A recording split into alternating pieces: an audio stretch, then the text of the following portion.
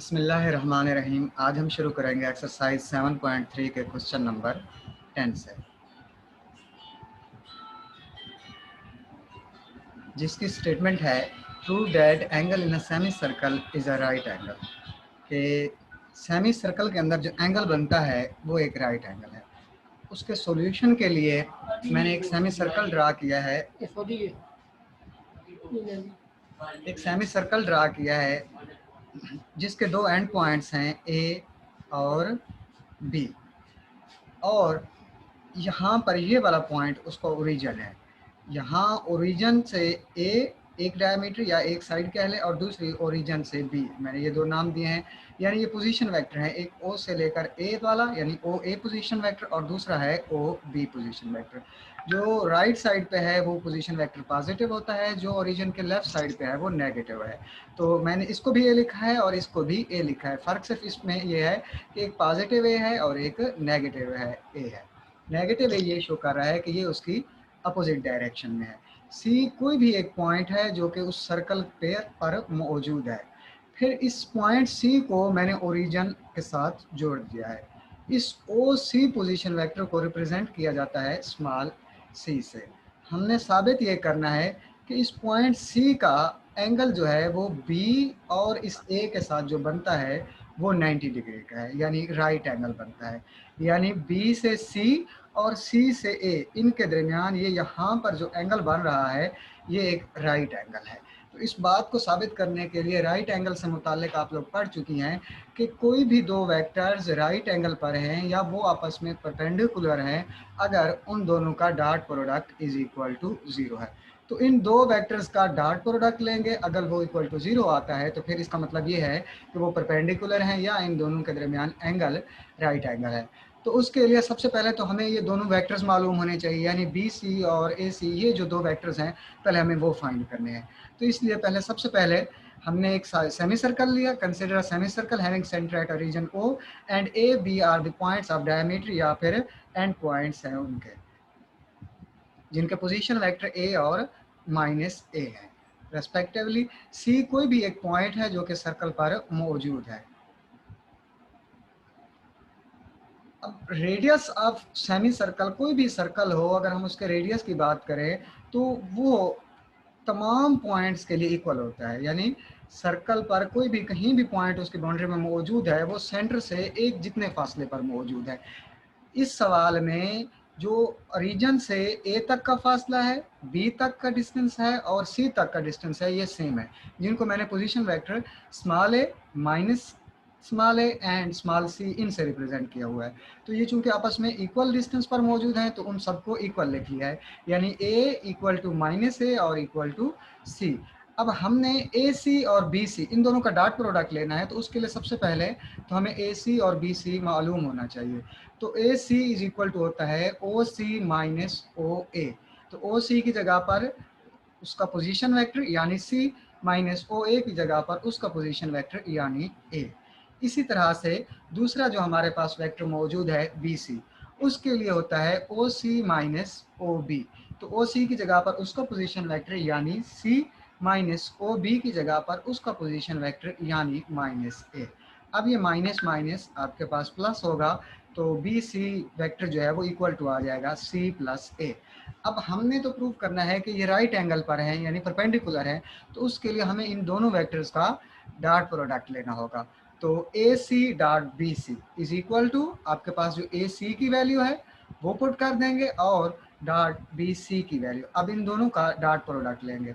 उसके मुताबिक पहले फर्स्ट कोऑर्डिनेट को दोनों के साथ मल्टीप्लाई कर लेंगे, इसी तरह फिर सेकंड कंपोनेंट को आप मल्टीप्लाई करेंगे, यानी सी को सी के साथ मल्टीप्लाई करेंगे, फिर प्लस सी को करेंगे ए के साथ, और माइनस ए को करेंगे सी के साथ, और फिर माइनस ए को करेंगे ए के साथ। अब बच्चों ये देखें कि दो वेक्टर्स का डॉट प्रोडक्ट हो, अगर उनकी आप जगह बदल देते हैं तो उससे उन पर किसी भी किस्म का फ़र्क नहीं पड़ता। यानी u डॉट v इक्वल होता है v डॉट u के। जैसे यहाँ पर c डॉट a है वो दरअसल a डॉट c के इक्वल होता है, इसमें कोई फ़र्क नहीं है। ये कम्यूटेटिव प्रॉपर्टी आप लोग पहले पढ़ चुकी हैं। तो एक c डॉट a जो है वो एक पॉजिटिव है और दूसरा जो है नेगेटिव है, तो ये दोनों आपस में कट जाते हैं। तो हमारे पास बाकी बच जाता है सी सी के साथ मल्टीप्लाई करने से सी स्क्वायर और माइनस ए के साथ मल्टीप्लाई करने से ए स्क्वायर। तो इन दोनों वेक्टर्स का डॉट प्रोडक्ट यानी A C dot B C is equal to C square minus A square के इक्वल आता है। अब बच्चों हमने शुरू में ही पढ़ लिया है कि सी हो, ए हो या माइनस ए हो, ये तीनों आपस में इक्वल है, तो इसलिए मैंने ए की जगह पर सी सब्स्टिट्यूट कर दिया है, यानी A square is equal to C square put कर दिया है। तो सी स्क्वायर एक ऑलरेडी था, C square minus A square लिखा हुआ था, उसकी जगह भी सी स्क्वायर। अब सी स्क्वायर एक प्लस का है एक माइनस का है, तो हमारे पास आंसर आ गया 0। तो इससे मुराद ये हुआ कि दो वेक्टर्स का हमने डॉट प्रोडक्ट लिया और आंसर आ गया 0। तो यही चीज़ आपने पढ़ रखी है परपेंडिकुलर के फार्मूला के मुताबिक। यही कंडीशन है कि दो वेक्टर्स तब ही परपेंडिकुलर हैं या वो तब ही राइट एंगल पर हैं अगर उन दोनों का डॉट प्रोडक्ट 0 आता है। तो ये हमारा सवाल था कि एक सेमी सर्कल के अंदर जो एंगल बनता है वो एक राइट एंगल बनता है। उसके लिए मैंने दो वेक्टर्स बनाए, एक को ए सी एक को बी सी कहा, उन दोनों का डॉट प्रोडक्ट लिया और उन दोनों का डॉट प्रोडक्ट 0 आ गया। तो इससे ये बात साबित हो गई कि ये ए सी और बी सी जो है आपस में राइट एंगल पर मौजूद है, और यही हमने साबित करना था। नेक्स्ट देखते हैं क्वेश्चन नंबर 11। उसकी स्टेटमेंट में आपने प्रूव करके देना है cos alpha plus beta is equal to cos alpha cos beta minus sine alpha sine beta. बिल्कुल इस तरह की एक एग्जांपल भी है, वो आपने करनी है। उस तरह का ये जो सवाल है 11 ये मैं भी करने लगा हूँ। इसके हवाले से बच्चों देखें, मैंने एक्स वाई प्लेन पर दो पॉइंट्स ड्रा किए हैं या दो वेक्टर्स ड्रा किए हैं। पहला ए है, ओ से ए तक पोजीशन वेक्टर जिसका स्मॉल ए लिखा है, यूनिट वेक्टर की फॉर्म में है यानी यूनिट वेक्टर ए। और इसी तरह दूसरा जो है वो बी है। एक जो है, अब एक्स एक्सिस के हिसाब से हमने इनको जोड़ा हुआ है, एक फर्स्ट क्वाड्रेंट में है जबकि दूसरा जो है वो मैंने फोर्थ क्वाड्रेंट में लिया हुआ है। ये वाला जो है ये एंटी क्लॉकवाइज एक्स एक्सिस के साथ है, तो इसका एंगल ए के साथ जो बन रहा है वो अल्फा है। इसी तरह ये वाला जो है इसका एक्स एक्सिस के साथ जो एंगल बन रहा है वो माइनस बीटा है, ये क्लॉकवाइज है। ठीक है जी। अब दोबारा से बता रहा हूँ, ए के साथ जो एक्स एक्सिस के हिसाब से एंगल बन रहा है वो अल्फा है, जबकि बी के साथ जो एक्स एक्सिस के हिसाब से एंगल बन रहा है वो माइनस बीटा है। वजह क्या है, ये ए वाला जो है वो एंटी क्लॉकवाइज है, वो पॉजिटिव एंगल होता है, जबकि ये जो बी वाला है ये क्लॉकवाइज है और ये नेगेटिव एंगल होता है। यही बात मैंने लिख भी दी है कि consider two unit vectors A and B. A और बी किसके हैं, ओ ए जो पोजीशन वेक्टर है उसका यूनिट वेक्टर स्मॉल है, जबकि जो ओ बी पोजीशन वेक्टर है उसका यूनिट वेक्टर स्मॉल बी है। और इनके एंगल जो बन रहे हैं अल्फा और माइनस बीटा हैं विद पॉजिटिव एक्स एक्सिस के साथ। अब जरा हम इनके कोऑर्डिनेट की बात कर लेते हैं। जो हमारा ए यूनिट वेक्टर है यानी ओ ए पोजीशन वेक्टर, उसके कोऑर्डिनेट होते हैं, उसके कंपोनेंट होते हैं काज अल्फा और साइन अल्फा। पहला काज का कंपोनेंट, फिर दूसरा साइन का कंपोनेंट। यानी पहला जो होता है वो एक्स वाला और वाई वाला, जिस तरह आप लोगों ने पहले पढ़ा हुआ है, वहां से हमने ये रिजल्ट निकाला है कि x is equal to cos alpha है जबकि y is equal to sine alpha है। क्योंकि ये यूनिट वेक्टर्स हैं उनकी वैल्यू 1 होती है, इसलिए ये डायरेक्ट ही मैंने काज अल्फा और साइन अल्फा लिखे हैं। जबकि जो b का पोजीशन वेक्टर है उसके कंपोनेंट्स जो हैं काज बीटा, और वो भी माइनस का, काज माइनस बीटा और इसी तरह से साइन माइनस बीटा। फिर मैंने इनको आई और जे की फॉर्म में लिख लिया है, यानी ओ के ए के जो पोजीशन वेक्टर हैं उनको काज अल्फा आई और प्लस साइन अल्फा जे। इसी तरह बी के जो है वो काज माइनस बीटा आई और plus sign minus beta J.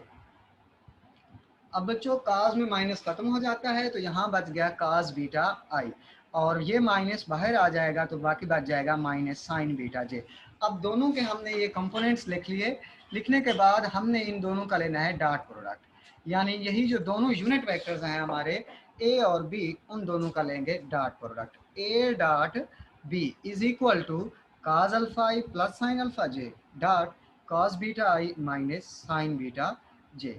तो कंपोनेंट्स की जो मल्टीप्लिकेशन है उनका रूल ये होता है कि फर्स्ट जो है वो फर्स्ट के साथ मल्टीप्लाई होता है और सेकंड सेकंड के साथ। यानी आम अल्फाज में आई वाले जो हैं वो आई वाले के साथ मल्टीप्लाई होते हैं, जबकि जे वाले के साथ मल्टीप्लाई होते हैं। तो काज अल्फा को काज बीटा के साथ मल्टीप्लाई करेंगे प्लस माइनस, और साइन अल्फा को मल्टीप्लाई करेंगे साइन बीटा के साथ। तो हमारे पास रिजल्ट आएगा काज alpha cos beta minus sine alpha sine beta. इसको मैंने इक्वेशन नंबर 1 कह दिया है। अभी ये जो दूसरी साइड थी यूनिट वेक्टर्स वाली, वो वैसे ही लिखी हुई है, यानी A unit vector dot B unit vector वैसे ही लिखा हुआ है। अब अगर हम देखें इस एंगल के हिसाब से, बी ओ ए के हिसाब से, यानी ये जो इन दोनों को मिलाने से जो एंगल बन रहा है इस बी का ओ की तरफ जाने से, ये डायरेक्शन एंटी क्लॉकवाइज डायरेक्शन है। वो क्या होगी, वो दरअसल इन दोनों एंगल्स का सम होगी। अगर बज़ाहिर देखा जाए एक अल्फा है जबकि दूसरा माइनस बीटा है, तो हमें डायरेक्ट लिखना चाहिए अल्फा माइनस बीटा, लेकिन हम चूंकि ये जो लिखे हुए हैं ये वाला माइनस ये क्लॉकवाइज होने की वजह से लिखा हुआ है। अब चूंकि हम जा रहे हैं एंटी क्लॉकवाइज, उसके लिए जस्ट इन दोनों का आपने सम लिखना है, यानी अल्फा प्लस बीटा। तो इन दोनों का एंगल क्या बनेगा, अल्फा प्लस बीटा। तो डायरेक्शन चेंज होने की वजह से इन दोनों का सम वाला एंगल जो है वो ऐड होगा, वो माइनस में नहीं होगा, बल्कि इनका एंगल अल्फा प्लस बीटा होगा। तो ए यूनिट वेक्टर को बी यूनिट वेक्टर के साथ अगर आप मल्टीप्लाई करती हैं तो ए की मैग्नीट्यूड, बी की मैग्नीट्यूड और काज अल्फा प्लस बीटा। अब ये जो कई यूनिट वेक्टर्स हैं तो इनकी मैग्नीट्यूड जो है वो इक्वल टू 1 है, इसलिए cos अल्फा प्लस बीटा बाकी हमारा आंसर होगा। यानी इन दो यूनिट वेक्टर को मल्टीप्लाई करने से हमारे पास रिजल्ट आता है cos अल्फा प्लस बीटा। अब हम इसको इक्वेशन नंबर 1 में पुट कर देंगे, जहाँ पे लिखा हुआ था कि a डॉट बी, तो उस a डॉट बी की जगह पर हम लोग लिखेंगे cos alpha plus beta is equal to दूसरी साइड पर जो हमारे पास था, यानी cos alpha minus beta, cos alpha sorry दूसरी साइड पर जो हमारे पास था cos alpha cos beta minus sine alpha sine beta. यही हमारा सवाल था कि हमने साबित करके देना था कि cos अल्फा प्लस बीटा जो है वो इक्वल होता है cos alpha cos beta minus sine alpha sine beta के। इस तरह की बच्चों एक एग्जाम्पल भी है जो कि आप लोगों ने करनी है। मैं वैसे वो आपको दिखा देता हूँ कि उसमें क्या है, हिंट भी दे देता हूँ, आप खुद बेशक कर सकती हैं इंशाल्लाह।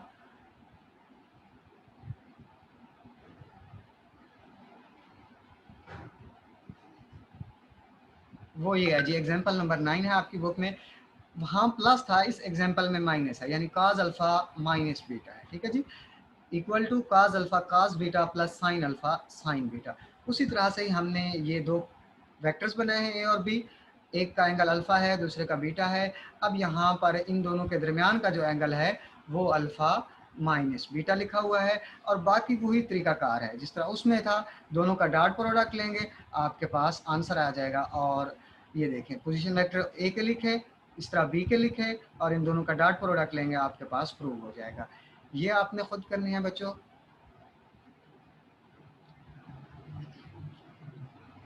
अब नेक्स्ट क्वेश्चन 12 की तरफ जाने से पहले एग्जाम्पल देख ले जो कि बिल्कुल 12 के पार्ट्स में से है, जिसमें आपने प्रूफ ऐड करना है, जिसमें आपने प्रूव करना है कि एक ट्राइंगल ए बी सी में एक उसका पार्ट ये है कि A square is equal to है B square plus C square minus 2bc cos A, और दूसरा ये है A is equal to B cos C plus C cos B. एक को कोसाइन ला, दूसरे को प्रोजेक्शन ला कहते हैं। इसमें देखें बच्चों, सबसे पहली चीज़ कि एक ट्रायंगल आपने ड्रा करनी है, ए बी और सी, उसके तीन वेक्टर्स हैं, तीन साइड्स आपके पास, ये बन गई ए बी सी और सी, ठीक हो गया जी। इन तीनों साइड्स के आपने पोजीशन वेक्टर्स ड्रा कर लेनी है। जो वर्टिक्स ए के सामने साइड होगी उसको स्मॉल है, जो बी के सामने होगी उसको स्मॉल बी, और जो सी के सामने होगी उसको स्मॉल सी जाहिर करना है आपने। देखिए, let the vectors a, b and c are along the sides bc, ca and ab of the triangle abc, जैसा कि आपको फिगर में दिखाया गया है। अब ट्रायंगल के हवाले से आप लोग पढ़ चुकी हैं कि कोई भी ट्रायंगल होती है अगर उसकी तीनों साइड वेक्टर्स की तीनों साइड्स का सम जो है या तीनों वेक्टर्स का सम इक्वल टू 0 हो, तो जिस तरह ये हमारे पास तीन वेक्टर्स हैं तीन साइड के ए बी और सी, उनको इक्वल, उनका सम जो है इक्वल टू 0 रखा है। तो जिसका आपने प्रूव करना है, जिस तरह हमारी जो एग्जांपल है उसमें आपने ए स्क्वायर प्रूव करना है, यानी एक साइड पर ए है बाकी दोनों दूसरी साइड पर हैं, तो जो जिस साइड पे है आपने सिर्फ उसको उसी साइड पे रखना है, बाकी दोनों वैल्यूज को आपने इक्वालिटी की दूसरी तरफ लेके जाना है, यानी A is equal to minus B minus C हो जाएगा। ये स्टेप करने के बाद नेक्स्ट स्टेप पे आपने जिसकी वैल्यू फाइंड करनी है, यानी या जो सेपरेट किया है जिसको आपने अलहदा लिखा है हर सवाल में ही, उस चीज़ के साथ उसको मल्टीप्लाई कर देना। जैसे इस सवाल में ए के साथ किया है तो डॉट प्रोडक्ट भी ए के साथ ही लिखेंगे, यानी A dot A is equal to आपके पास जो वैल्यूज बन रही थी, यानी ए की वैल्यू थी बी प्लस सी और दूसरे ए की वैल्यू भी तो बी प्लस सी है। अब ये चूंकि माइनस थी तो मैंने यहाँ पे डायरेक्ट जो है एग्जांपल में माइनस माइनस प्लस हो जाता है तो वो लिखा ही नहीं है, यानी डायरेक्ट ही बी प्लस सी और बी प्लस सी लिख दिया है। अब इन दोनों को मल्टीप्लाई करेंगे डॉट प्रोडक्ट के जरिए, यानी बी डॉट बी प्लस इसी तरह से अब B dot C, next C dot B plus C dot C हो जाएगा। अब देखें b को b के साथ मल्टीप्लाई किया तो b का स्क्वायर, बी सी के साथ बी सी ऐसे ही लिख दिया और सी बी सी और सी बी में कोई फर्क नहीं है। मैंने बताया है कि वेक्टर्स में इस बात का कोई फर्क नहीं है, एक दूसरे के इक्वल लिख सकते हैं। तो एक ये है दोनों प्लस के हैं तो ऐड होंगे तो 2bc बन जाएंगे और plus C dot C multiply होगा तो c का स्क्वायर होगा। मैंने अभी इन दोनों का डॉट प्रोडक्ट नहीं लिया, यानी b डॉट सी नहीं किया। अगले स्टेप पे करेंगे b डॉट सी। अब b डॉट सी करेंगे तो उसका तरीकाकार ये होता है, b डॉट सी दरअसल इक्वल टू होता है b की मैग्नीट्यूड c की मैग्नीट्यूड और उनके दरमियान एंगल। अब देखें जरा b और c के हवाले से अगर हम फिगर में देखते हैं तो ये b और c ये दोनों इन दोनों पोजीशन वेक्टर्स के दरमियान जो एंगल बन रहा है वो पाई माइनस ए है। टोटल एंगल जो है वो पाई है, लेकिन यहाँ पर जो एंगल बन रहा है वो ए है, तो उसको पाई में से माइनस कर दिया है, उसको पाई में से माइनस कर दिया। इस तरह अगर आप इन दो जगहों पर बनाएंगी, यानी बी और सी के लिए बनाएंगी, अगर बी के लिए बनाएंगी तो वो पाई माइनस बी होगा और सी के लिए बनाएंगी तो वो पाई माइनस सी होगा। तो बी और सी के दरमियान जो एंगल मौजूद है वो पाई माइनस ए है। तो इन दोनों का प्रोडक्ट लिखेंगे तो बी डॉट सी का जब डॉट प्रोडक्ट लेंगे तो वो बी सी और काज पाई माइनस ए आ जाएगा। अब काज पाई माइनस ए जो है वो चेंज नहीं होता, काज के आगे अगर पाई हो तो वो चेंज नहीं होता, बल्कि काज ऐसे ही ऐसे और एज इट इज लिखा जाता है। आगे ए लिखा हुआ है तो उसको भी ऐसे ही लिख लेंगे। अब चूंकि ये सेकंड क्वाड्रेंट में है तो सेकंड क्वाड्रेंट के हिसाब से इसकी वैल्यू नेगेटिव आएगी, यानी cos pi minus A is equal to minus cos A, is equal to minus cos A के इक्वल आता है। तो यहाँ पर B square plus C square minus 2bc और काज है, यहाँ प्लस था तो इसको करने से हमारे पास अब माइनस हो गया है, माइनस 2bc काज है। ये हमारा पहला सवाल था जिसको हमने प्रूव करना था। इसी तरह का ही आपके पास दूसरा है, दूसरी एग्जांपल में उसमें भी वही स्टार्टिंग पॉइंट वही है कि आपने लिखना है कि तीनों साइड्स के जो हमारे पास पोजीशन वेक्टर हैं उन तक का सम जो है वो इक्वल टू 0 है, यानी a plus B plus C is equal to 0। अब जो फाइंड करना है, जिस तरह इस एग्जांपल में a फाइंड करना है तो उसको सेपरेट कर लेंगे, बाकी दोनों दूसरी तरफ जाएंगे तो माइनस हो जाएंगे। नेक्स्ट स्टेप पे आपने डॉट प्रोडक्ट लेना है उसी के साथ जो सेपरेट किया है, यानी जैसे इसमें a किया है तो a के साथ डॉट प्रोडक्ट ले लेंगे, यानी a dot a is equal to, इसी तरह से आप दूसरे को करेंगे माइनस बी और माइनस सी था उसके साथ भी ए को मल्टीप्लाई करेंगे, माइनस ए डॉट बी हो जाएगा और माइनस ए डॉट सी। पिछले एग्जांपल में और इस एग्जांपल में फर्क सिर्फ इस बात का है, उसमें जब आप लोग मल्टीप्लाई करते हैं तो उसमें सारी की सारी जो ए है या जिससे मल्टीप्लाई किया हुआ है उसकी वैल्यू पुट करके फिर मल्टीप्लाई करते हैं। इसमें ऐसा नहीं होता, इसमें सिर्फ डॉट प्रोडक्ट लेते हैं, वैल्यूज नहीं पुट करते। एक की वैल्यू जो ऑलरेडी मौजूद है उसको सिर्फ दूसरी वैल्यू के साथ मल्टीप्लाई करना है, आपने उसकी वैल्यू सब्स्टिट्यूट नहीं करनी। ये देखिए ए डॉट बी है तो वो क्या आएगा माइनस ए बी। अब ए और बी के दरमियान एंगल जो है वो क्या है पाई माइनस सी, तो काज पाई माइनस सी। इस तरह माइनस ए और सी का करेंगे तो ए सी काज, और इसी तरह ए और सी के दरमियान जो एंगल है वो है पाई माइनस बी, तो A C cause pi minus B. अब cos pi minus C equal to होता है माइनस काज सी के। अब यहाँ भी माइनस ऑलरेडी मौजूद है तो माइनस माइनस प्लस हो जाएगा और ए बी काज सी हो जाएगा। और इसी तरह से दूसरा जो है हमारे पास काज पाई माइनस बी है तो उसके लिए भी आपके पास जब अब आएगा माइनस काज बी तो माइनस माइनस ये भी प्लस हो जाएगा और प्लस ए सी काज बी आ जाएगा।